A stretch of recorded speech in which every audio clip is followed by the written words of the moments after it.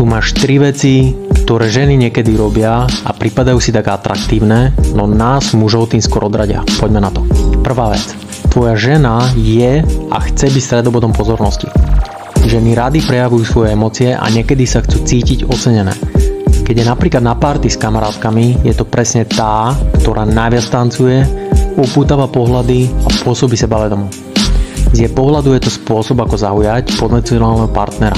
Myslí si, že keď bude v centre diania, všimne si ju niekto, kto ju zaujme a možno stretne svojho princa. My to ale vnímame inak. Z môjho pohľadu žena, ktorá má potrebu byť stále v centre pozornosti, nepôsobí dôveryhodne pre dlhodobý vzťah. Muža skôr priťahujú ženy, ktoré pôsobia pokojne a prirodzene, to nám naznačuje jej povahovú vyrovnanosť. Predstav si ženu, ktorá sa na party nesnaží všetkých upútať, ale sedí sama alebo sa rozpráva s kamarátkou a pôsobí príjemne, milo a sympaticky. Pre muža je taká žena oveľa príťažlivejšia ako tá, ktorá má hlasný alebo dramatický prejav. Ženy chcú len zaujať, ale my muži hľadáme partnerku, s ktorou nájdeme po celodennom naháňaní sa pokoj a rovnováhu a nie boj o pozornosť. Druhá vec. Jej úspech a kariéra sú na prvom mieste, aj keď ti to neprizná. Dnes je doba, keď je pomerne normálne, že ženy pracujú, podnikajú a sú úspešné. Mnohé z nich ešte stále veria, že dobrá pozícia alebo vysoký príjem sú pre teba ako muža atraktívne, pretože ich práca je prejavom ich sebavedomia a nezávislosti, na čo sú hrdé. Je to omyl. Nám mužom na tom až tak nezáleží a niektorí v tom dokonca vidíme riziko. Neznamená to, že muži si nevážia úspešné ženy, ale uvedomujeme si, že ak je žena príliš zameraná na prácu, môže mať menej času a energie pre tvoj vzťah, rodinu a spoločné zážitky. Podľa mňa aj ty chceš partnerku, ktorá vytvorí harmonický domov, u ktorej je práca na vedľajšom mieste.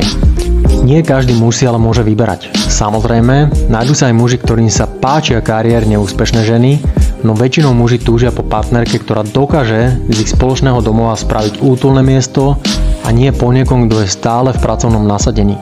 Ženy, ktoré sú úspešné v práci, by mali myslieť na to, že úspech je jedna vec, ale vzťah s mužom často vyžaduje úplne inú energiu. A nakoniec tretia vec je tvrdosť. Mnohé ženy zdôrazňujú, že sú silné a zvládnu všetko sami, čo môže byť pre ne spôsob, ako vyjadriť svoju nezávislosť a sebavedomie. Niekedy je to aj reakcia na minulé sklamania alebo tlak, aby ukázali, že sa o seba vedia postarať a vo svete sa nestratia. Pre nás mužov však môže táto tvrdosť pôsobiť neatraktívne, pretože máme prirodzený sklon byť ochrancami. Chceš, aby ti partnerka dôverovala tak silno, že rada príjme tvoju pomoc a spoločne s tebou robí dôležité rozhodnutia.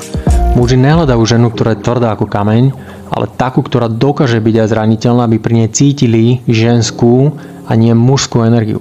Ak žena príliš zdôrazňuje svoju nezlomnosť, muž nadobudne pocit, že jeho podpora a blízkosť pre ňu nie sú dôležité.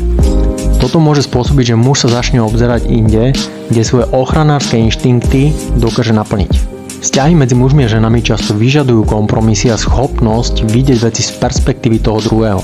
Ženy môžu byť úspešné, sebavedomé a nezávislé, no aj keď si to sami nepriznajú, na dlhodobý vzťah to nie sú vlastnosti, ktoré im vyslovene pomôžu. Veľa žien to bohužiaľ pochopí, až keď ich atraktivita ide dolu vodou. Naozajstná ženská príťažlivosť spočíva v schopnosti byť sama sebou, starať sa o svoju prirodzenú krásu a ochote prejaviť jemnosť, ženskosť a spoluprácu pre vzťah, aby dobre fungoval.